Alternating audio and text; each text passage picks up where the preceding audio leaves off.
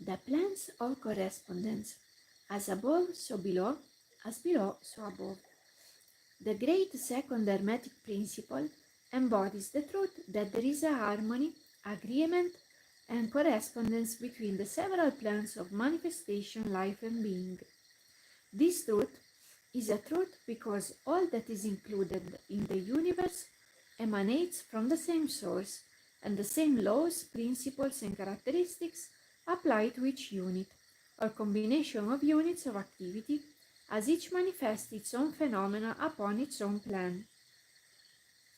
For the purpose of convenience of thought and study, the Hermetic philosophy considers that the universe may be divided into three great classes of phenomena, known as the three great plans, namely the great physical plan, the great mental plan, the great spiritual plan.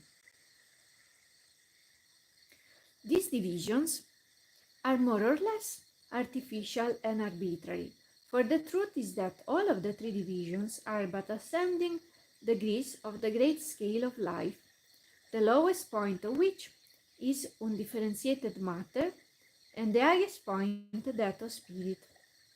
And moreover, the different plans shade into each other, so that no hard and fast division may be made between the higher phenomena of the physical and the lower of the mental, or between the higher of the mental and the lower of the physical. In short, the three great plans may be regarded as three great groups of degrees of life manifestation. While the purposes of this little book do not allow us to enter into an extended discussion of or explanation of the subject of these different plans, still we think it well to give a general description of the same at this point. At the beginning, we may as well consider the question so often asked by the neophyte who desires to be informed regarding the meaning of the word plan, which term has been very freely used and very poorly explained in many recent works. The question is generally about as follows: is a plan a place having dimensions, or is it merely a condition or state? We answer, no, not a place, not ordinary dimension of space, and yet more than a state or condition. It may be considered as a state or condition, and yet the state or condition is a degree of dimension, in a scale subject to measurement. Somewhat paradoxical, is it not? But let us examine the matter. A dimension, is a measure in a straight line relating to measure, etc. The ordinary dimensions of space are length, breadth, and height, or perhaps length, breadth, height, thickness, or circumference. But there is another dimension of created things, or measure in a straight line, known to occultists and to scientists as well, although the latter have not as yet applied the term dimension to it.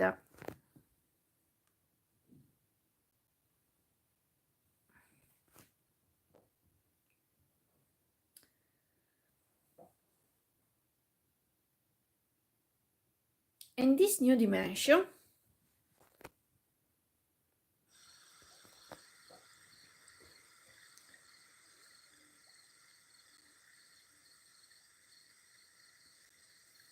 which by day is the much speculated about fourth dimension, is the standard used in determining the degrees or plans. This fourth dimension may be called the dimension of vibration.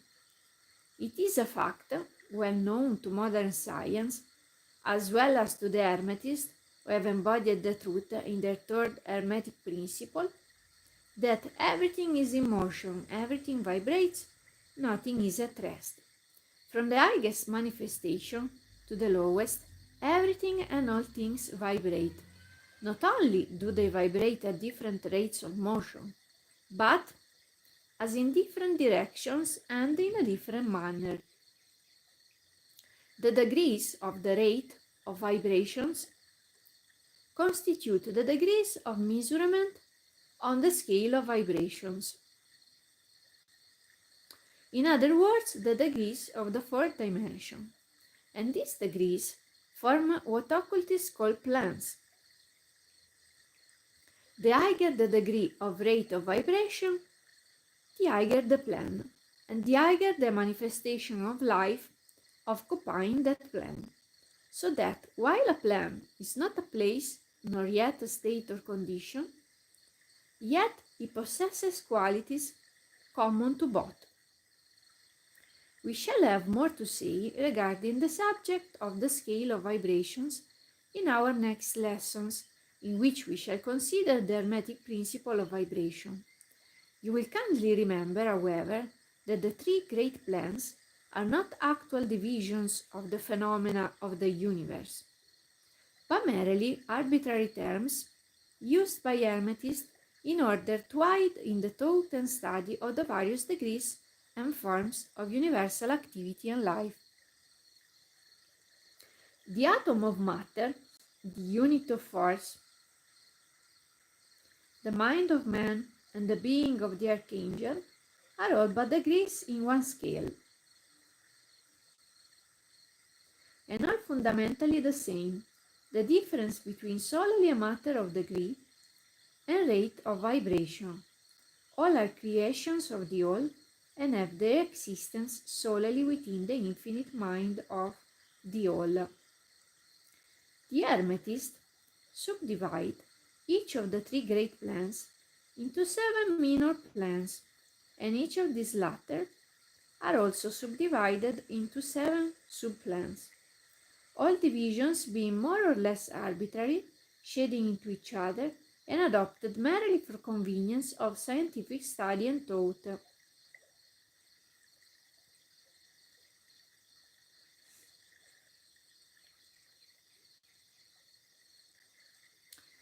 The great physical plane and its 7 minor planes is that division of the phenomena of the universe which includes all that relates to physics or material things, forces and manifestations. It includes all forms of that which we call matter and all forms of that which we call energy or force. But you must remember that the Hermetic philosophy does not recognize matter as a thing in itself, or as having a separate existence even in the mind of the all. The teachings are that matter is but a form of energy, that is, energy at a low rate of vibrations of a certain kind, and accordingly the Hermetists classify matter under the head of energy and give to it 3 of the 7 minor planes of the great physical plane.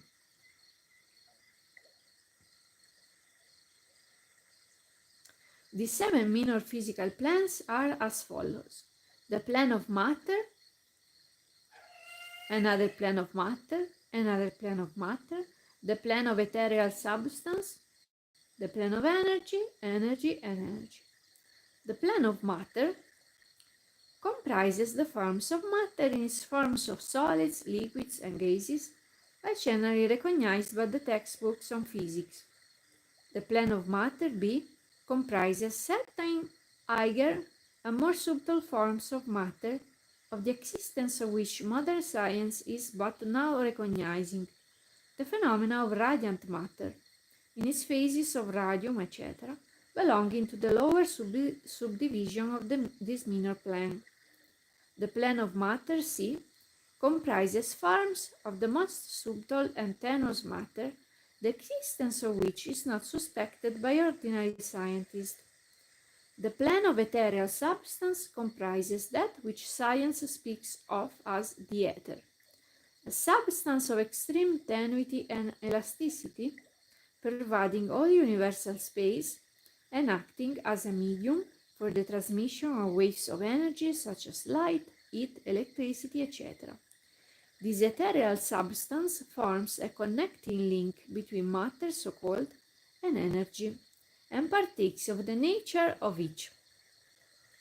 The Hermetic teachings, however, instruct that this plane has 7 subdivisions, as have all of the minor planes, and that in fact there are 7 ethers instead of but one. Next, above the plane of ethereal substance, comes the plane of energy, which comprises the ordinary forms of energy known to science, its 7 subplanes being respectively heat, light, magnetism, electricity, and attraction, including gravitation, cohesion, chemical affinity, etc., and several other forms of energy indicated by scientific experiments but not as yet named or classified. The plane of energy B comprises 7 subplanes of higher forms of energy, not as yet discovered by science, but which have been called nature's finer forces, and which are called into operation manifestations of certain forms of mental phenomena, and by which such phenomena becomes possible. The plane of energy C comprises 7 subplanes of energy, so highly organized that it bears many of the characteristics of life, but which is not recognized by the minds of men on the ordinary plane of development, being available for the use on beings of the spiritual plane alone. Such energy is unthinkable to ordinary men and may be considered almost as the divine power. The beings employing the same are as gods compared even to the highest human types known to us. The great mental plane comprises those forms of living things known to us in ordinary life, as well as certain other forms not so well known except to the occultist. The classification of the 7 minor mental planes is more or less satisfactory and arbitrary, unless accompanied by elaborate explanations which are foreign to the purpose of this particular book. But we may as well mention them. They are as follows: the plane of mineral mind, the plane of elemental mind, the plane of plant mind, the plane of elemental mind B, the plane of animal mind, the plane of elemental mind C, and the plane of human mind.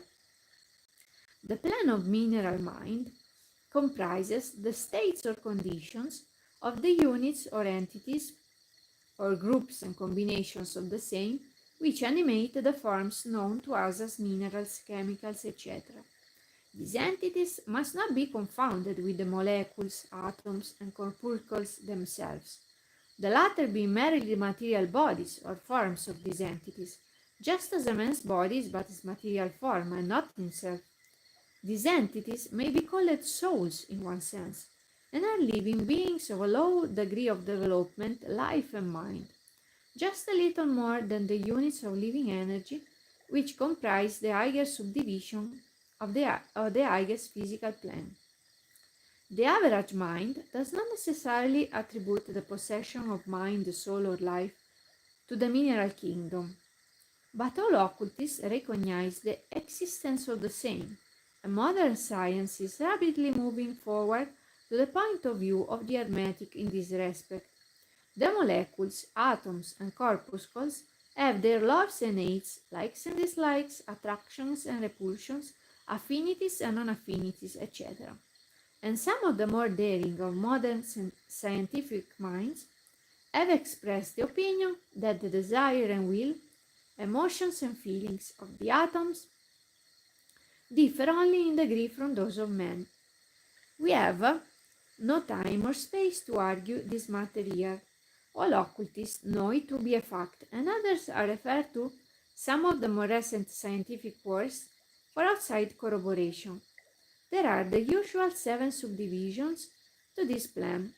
The plane of elemental mind comprises the state or condition and degree of mental and vital development of a class of entities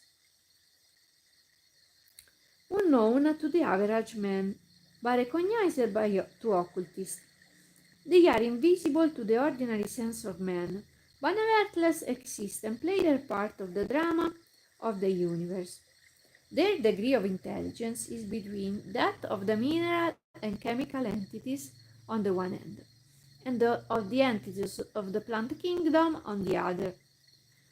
There are 7 subdivisions to this plan also. The plan of plant mind, in its 7 subdivisions, comprises the states or conditions of the entities comprising the kingdoms of the plant world. the vital and mental phenomena of which is fairly well understood by the average intelligent persons. Many new and interesting scientific works regarding mind and life in plants having been published during the last decade.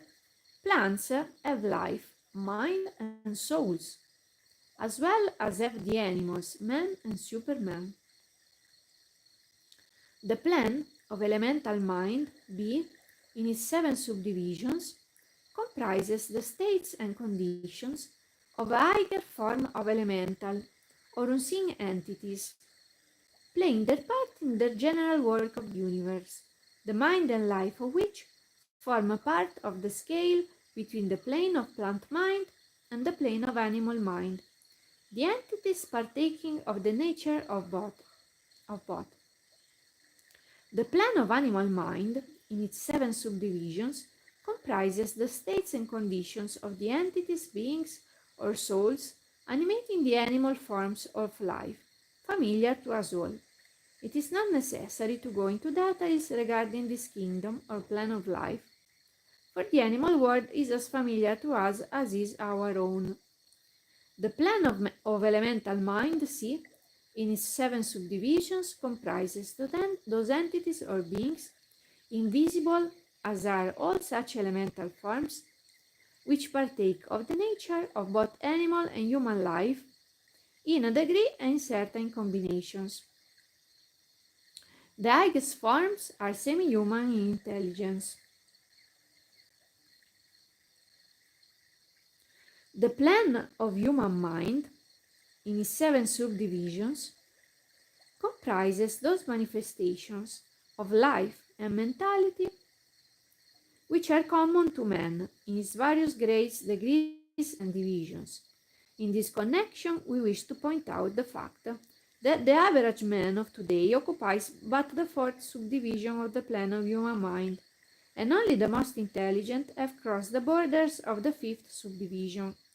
It has taken the race millions of years to reach this stage, and it will take many more years for the race to move on to the 6th and 7th subdivisions and beyond. But remember that there have been races before us which have passed through these degrees and then on to higher plans. Our own race is the 5th, which struggles from the 4th, which has set foot upon the path.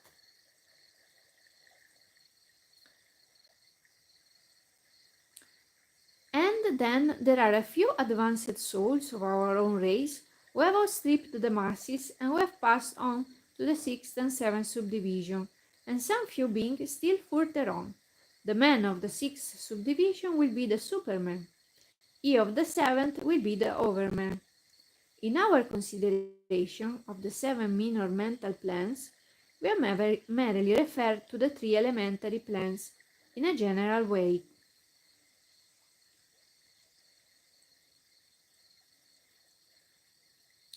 We do not wish to go into this subject in detail in this work, for it does not belong to this part of the general philosophy and teachings, but we may say this much in order to give you a little clearer idea of the relations of these plans to the more familiar ones. The elementary plans bear the same relation to the plans of mineral, plant, animal, and human mentality and life that the black keys on the piano do to the white keys. The white keys are sufficient to produce music, but there are certain scales, melodies, and harmonies in which the black keys play their part and in which their presence is necessary. They are also necessary as connecting links of soul condition, entity states, etc., between the several other plans, certain forms of development being attained therein. This last fact giving to the reader who can read between the lines a new light upon the processes of evolution, and a new key to the secret door of the lips of life between kingdom and kingdom. The great kingdoms of elementals are fully recognized by all occultists, and the esoteric writings are full of mention of them.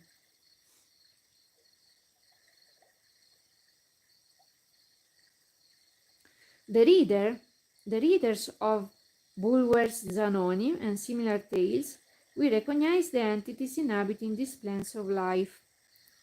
Sorry a second.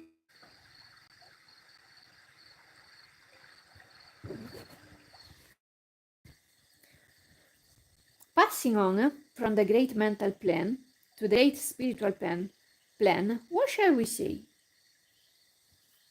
How can we explain these higher states of being? Life and mind, to minds as yet unable to grasp and understand the higher subdivisions of the plane of human mind, the task is impossible. We can speak only in the most general terms. How may light be described to a man born blind? How sugar to a man who has never tasted anything sweet? How harmony to one born deaf? All that we can say is that the seven minor planes of the great spiritual plan, each minor plan having its seven subdivisions, comprise beings possessing life, mind, and form as far above that of man of today, as the latter is above the earthworm, mineral, or even certain forms of energy or matter. The life of these beings so far transcends ours that we cannot even think of the details of the same. Their minds so far transcend ours that to them we scarcely seem to think, and our mental processes seem almost akin to material processes. The matter of which their forms are composed is of the highest planes of matter, nay, some are even said to be clothed in pure energy. What may be said of such beings?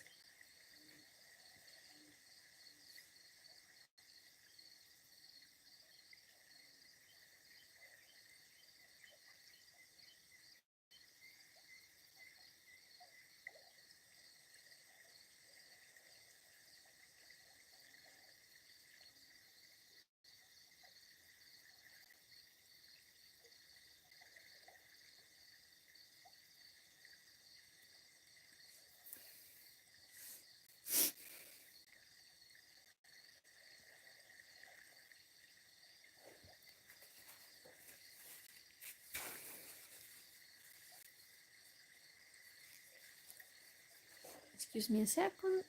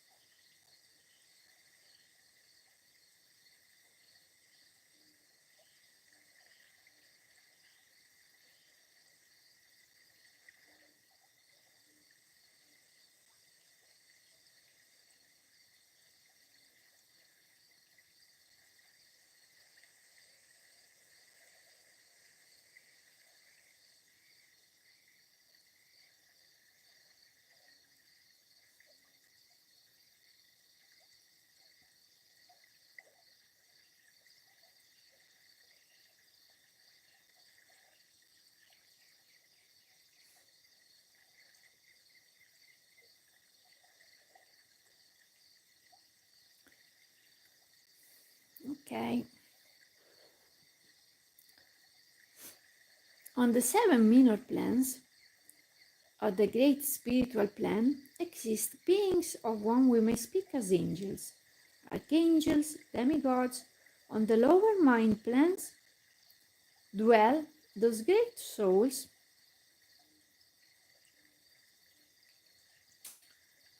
whom we call masters and adepts. Above them come the great hierarchies of the angelic hosts, unthinkable to man. And above those come those who may without irreverence be called the gods. So high in the scale of being are they, their being, intelligence, and power being akin to those attributed to the races of men to their conceptions of deity. These beings are beyond even the highest flights of the human imagination, the word divine being the only one applicable to them. Many of these beings, as well as the angelic host, take the greatest interest in the affairs of the universe and play an important part in its affairs. These unseen divinities, angelic helpers, extend their influence freely and powerfully in the process of evolution and cosmic progress. Their occasional intervention and assistance in human affairs have led to the many legends, beliefs, religions, and traditions of the race, past and present. They have superimposed their knowledge and power upon the world again and again, all under the law of the all, of course. But yet, even the highest of these advanced beings exist merely as creation of and in the mind of the whole, and are subject to the cosmic processes and universal laws. They are still mortal. We may call them gods, if we like, but still they are but the elder brethren of the race, the advanced souls who have outstripped their brethren, and who have forgone the ecstasy of absorption by the all, in order to help the race on its upward journey along the path. But they belong to the universe and are subject to its conditions. They are mortal, and their plan is below that of absolute spirit. Only the most advanced Hermetists are able to grasp the inner teachings regarding the state of existence and the powers manifested on the spiritual planes. The phenomena is so much higher than that of the mental planes that a confusion of ideas will surely result from an attempt to describe the same. Only those whose minds have been carefully trained along the lines of the Hermetic philosophy for years, yes, those who have brought with them from other incarnations the knowledge acquired previously, can comprehend just what is meant by the teaching regarding the spiritual plans. And much of these inner teachings is held by the Hermetists as being too sacred, important, and even dangerous for general public dissemination. The intelligent student may recognize what we mean by this when we state that the meaning of spirit, as used by the Hermetist, is akin to living power, animated force, inner essence of life, etc., which meaning must not be confounded with that usually and commonly employed in connection with the term religious, ecclesiastical, ethereal, holy, blah blah blah. To occultists, the word spirit is used in the sense of the animating principle, carrying with it the idea of power, living energy, mystic force, etc.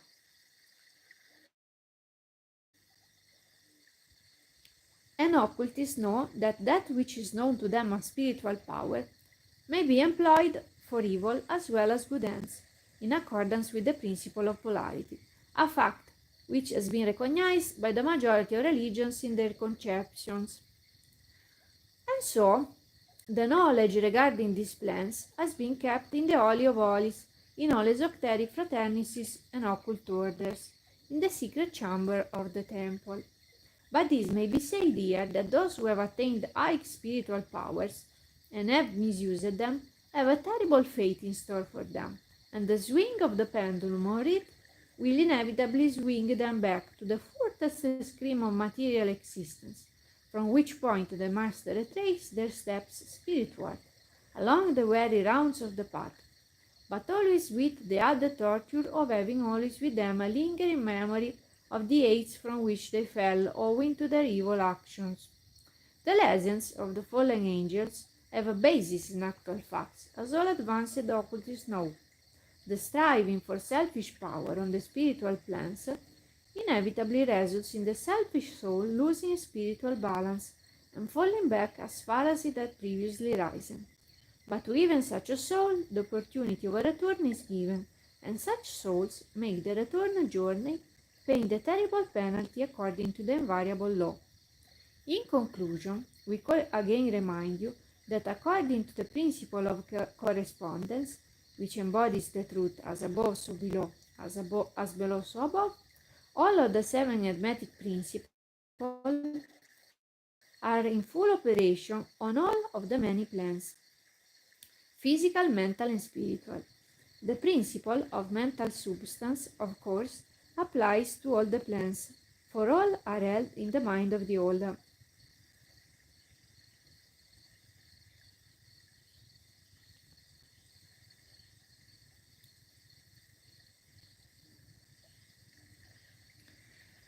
The principle of correspondence manifests in all, for there is a correspondence, harmony, and agreement between the several planes.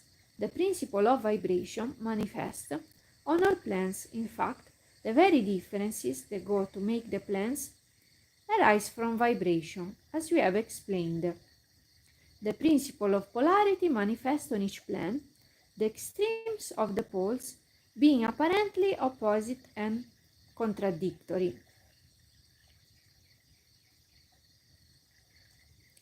The principle of rhythm manifests on each plane, the movement of the phenomena having its ebb and flow, rise and flow, incoming and outgoing.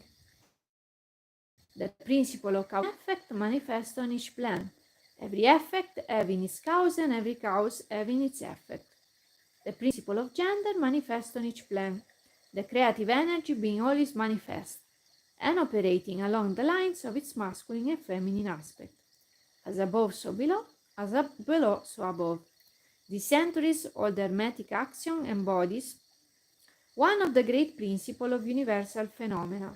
As we proceed with our consideration of the remaining principle, we will see even more clearly the truth of the universal nature of this great principle of correspondence.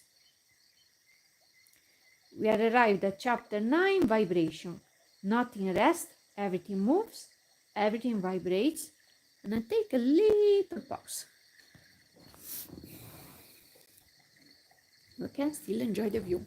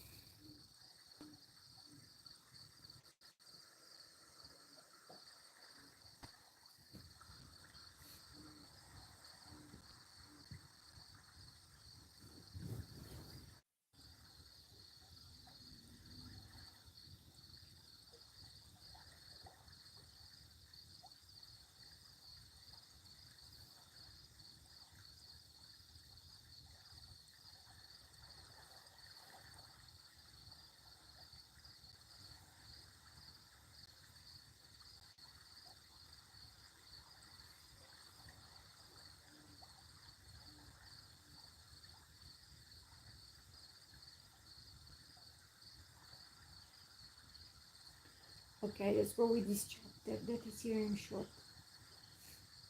The great third hermetic principle,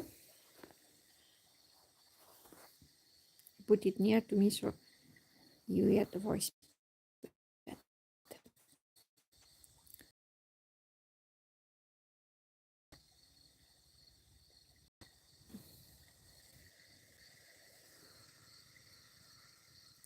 The great third hermetic principle, the principle of vibration, embodies the truth that motion is manifest in everything in the universe, that nothing is at rest, that everything moves, vibrates, and circles.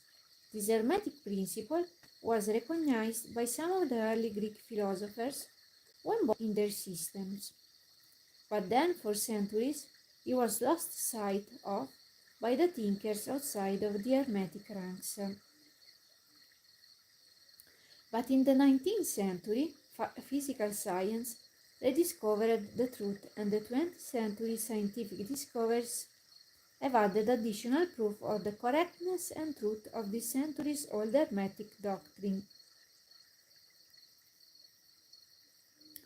The hermetic teachings are that not only is everything in constant movement and vibration, but that the differences between the various manifestations of universal power are due entirely to the varying rate and mode of vibrations.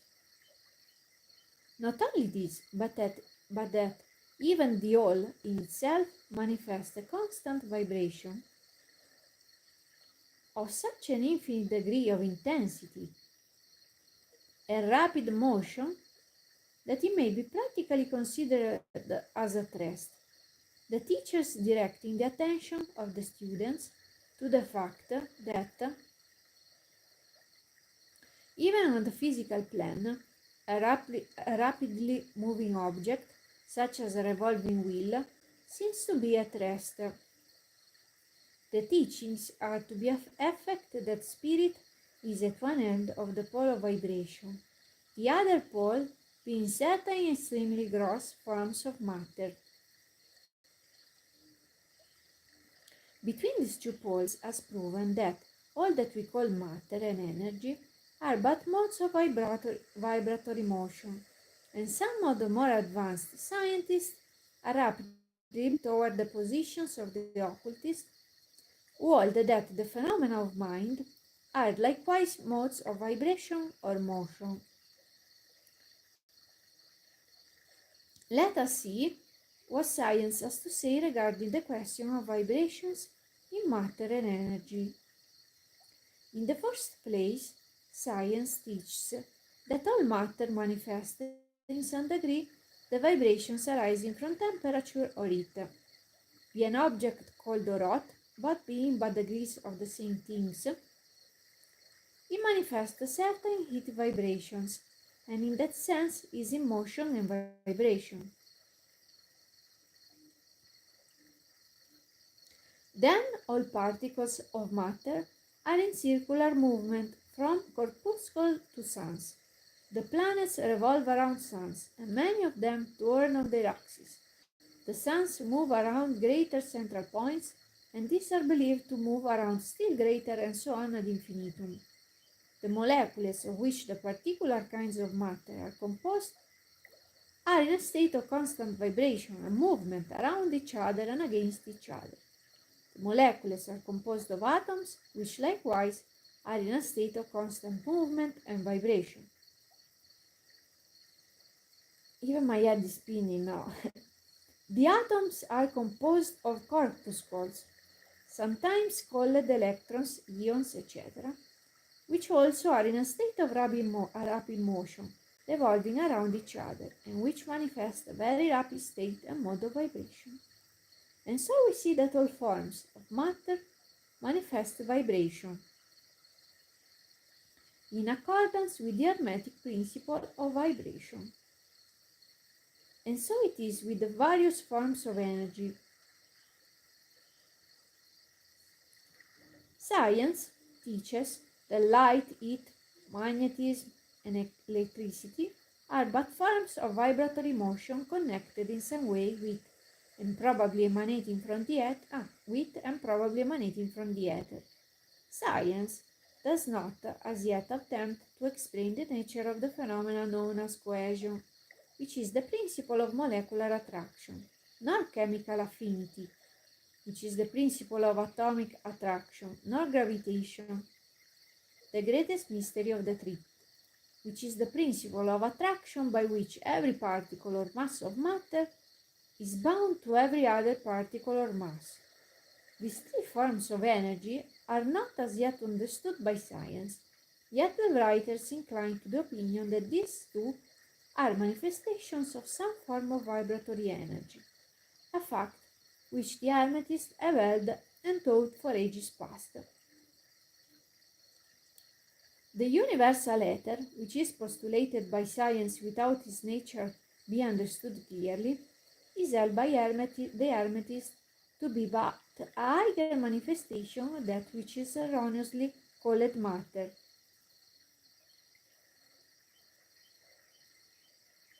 That is to say, matter at a higher degree of vibration, and is called by them the ethereal substance.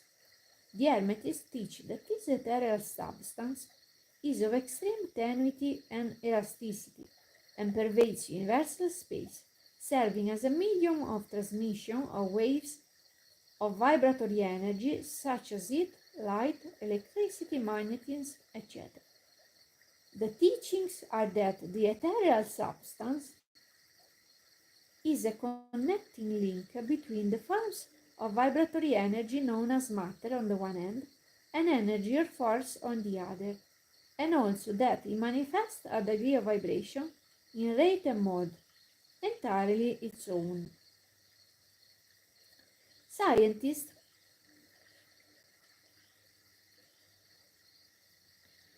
have offered the illustration of a rapidly moving wheel, top or cylinder, to show the effects of increasing rates of vibration. The illustration supposes a wheel, top, or revolving cylinder running at a low rate of speed. We will call this revolving thing the object in following out the illustration. Let us suppose the object moving slowly. It may be seen readily, but no sound of its movement reaches the ear. The speed is gradually increased. In a few movements, its movement becomes so rapid that a deep growl or low note may be heard. Then, as the rate is increased, the note rises one in the musical scale. Then, the motion being still further increased, the next highest note is distinguished. Then, one after another, all the notes of the musical scale appear, rising higher and higher as the motion is increased. Finally, when the motions have reached a certain rate, the final note perceptible to human ears is reached, and the shrill, piercing shriek dies away and silence follows. No sound is heard from the revolving object, the rate of motion being so high that the human ear cannot register the vibrations. Then comes the perception of rising degrees of heat. Then, after quite a time, the eye catches a glimpse of the object, becoming a dull dark reddish color. As the rate increases, the red becomes brighter. Then, as the speed is increased, the red melts into an orange. Then the orange melts into a yellow. Then yellow successively the shades of green, blue, indigo, and finally violet as the rate of speed increases. Then the violet shades away, and all color disappears, the human eye not being able to register them. But there are invisible rays emanating from the revolving object, the rays that are used in photographing, and other subtle rays of light. Then begin to manifest the peculiar rays known as the X-rays, as the constitution of the object changes. Electricity and magnetism are emitted when the appropriate rate of vibration is attained.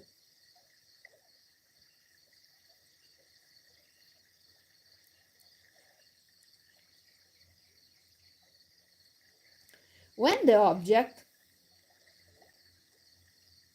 reaches a certain rate of vibration, its molecules disintegrate and resolve themselves into the original elements or atoms. Then the atoms, following the principle of vibration,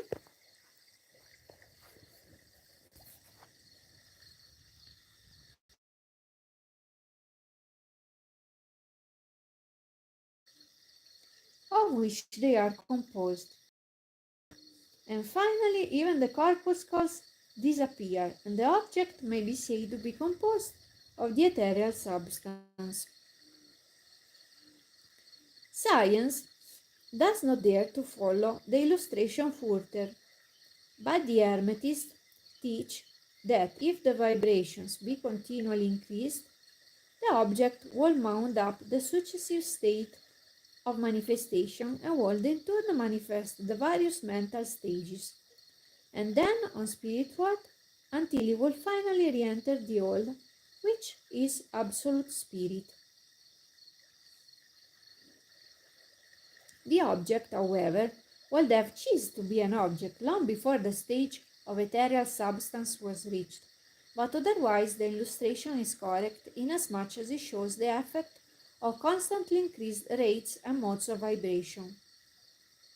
It must be remembered in the above illustration that at the stages at which the object throws off vibrations of light, heat, etc., it is not actually resolved into those forms of energy, which are much higher in the scale, but simply that it reaches a degree of vibration in which those forms of energy are liberated, in a degree, from the confining influences of its molecules, atoms and corpuscles, as the case may be.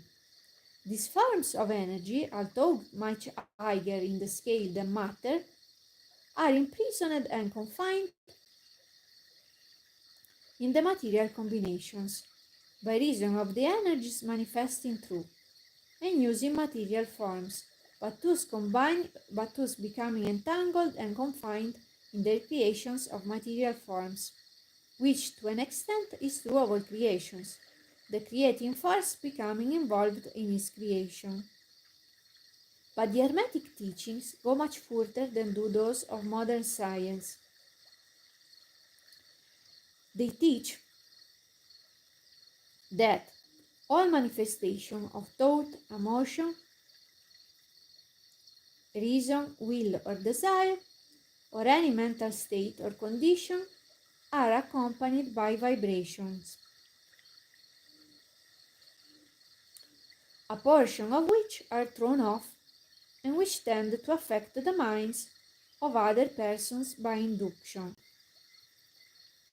This is the principle which produces the phenomenon of telepathy, mental influence, and other forms of the action and power of mind over mind with which the general public is rapidly becoming acquainted, owing to the wide dissemination of occult knowledge by the various schools and teachers along these lines at this time.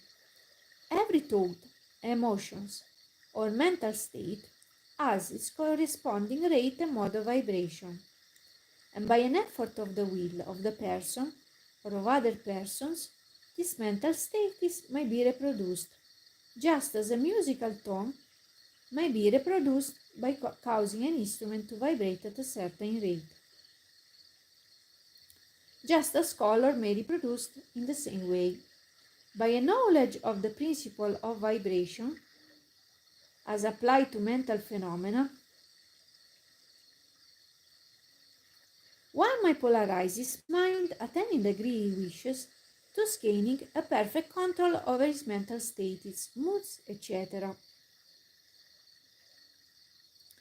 In the same way, he may affect the minds of others, producing the desired mental states in them. In short, he may be able to produce on the mental plane that which science produces on the physical plane, namely vibrations at will. This power, of course, may be acquired only by the proper instruction, exercises, practice, etc. The science being that of mental transmutation, one of the branches of the Hermetic art. A little reflection on what we have said will show the student that the principle of vibration underlies the wonderful phenomena of the power manifested by the masters and adepts who are able to apparently set aside the laws of nature, but who in reality are simply using one law against another, one principle against others, and accomplish the results by changing the vibrations of material objects or forms of energy, and thus perform what are commonly called miracles. As one of the old Hermetic writers has truly said, he who understands the principle of vibration has grasped the chapter of power. Next chapter is chapter 10, Polarity.